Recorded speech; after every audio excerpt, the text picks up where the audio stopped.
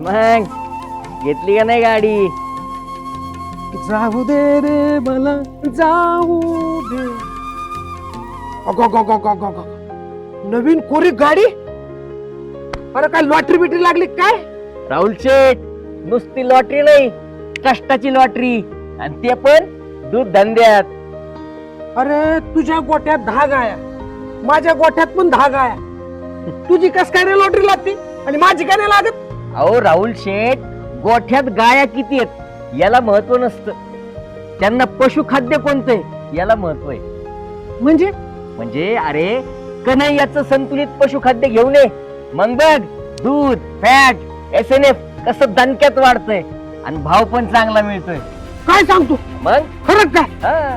ठरलं तर मग आज तुझ्या ह्या नव्या गाडीचा आणि माझ्या गोठ्यात कन्हैया पशु खाद्याचा नारळ मीच फोडणार.